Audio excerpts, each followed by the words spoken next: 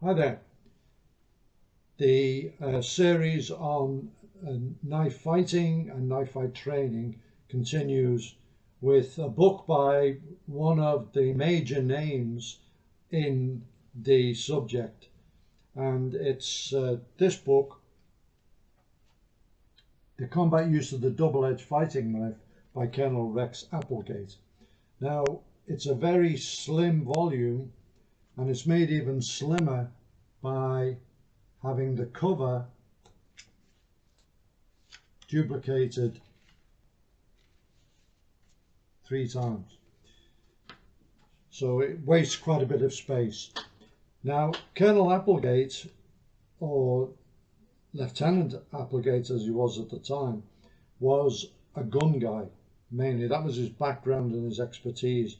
And he didn't really get into the realities of edge weapon training and edge weapon design until he met W.E. Fairbairn, when Fairbairn was sent to train the OSS.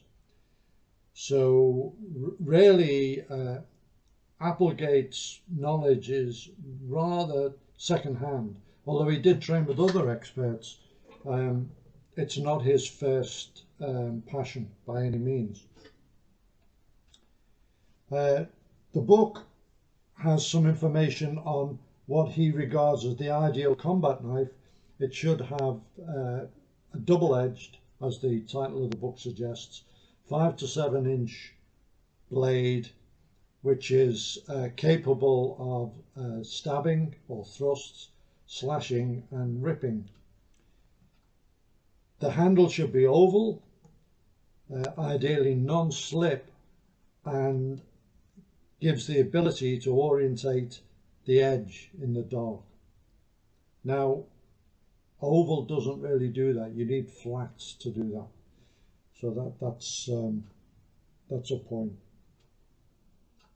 He discusses grips, and like in Kill or Get Killed, he's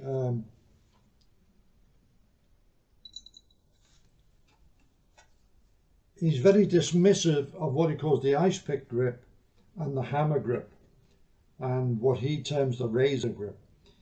Now, these are all grips used in other fighting, knife fighting systems to great effect.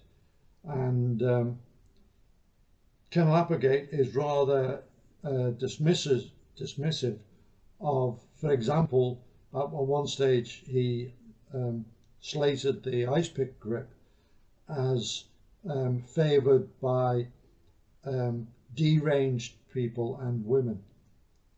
Now, high on the list of people I don't want facing me with a knife are deranged people, and top of the list are deranged women. So,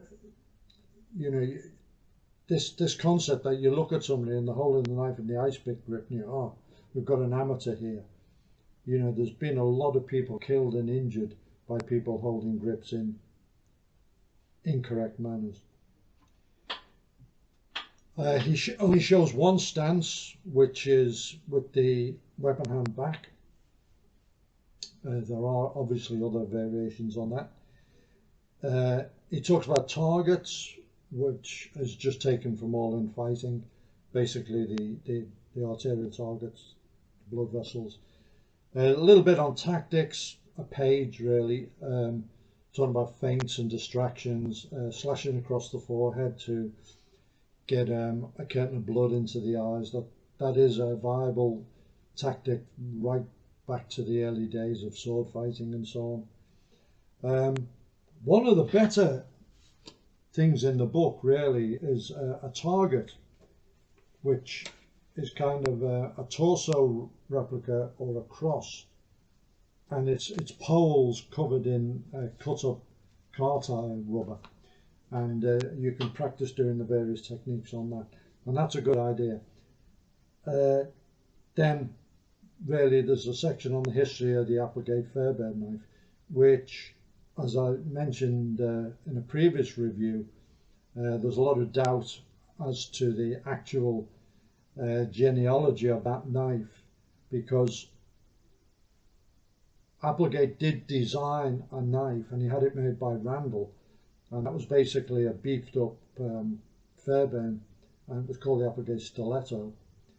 And the knife that became the Applegate Fairbairn was really a collaboration between, much later than the wartime, and nothing to do with Fairbairn. Still a good knife, very good knife. Really not much knife fighting in this book. So it's, as I say, it's a slim volume.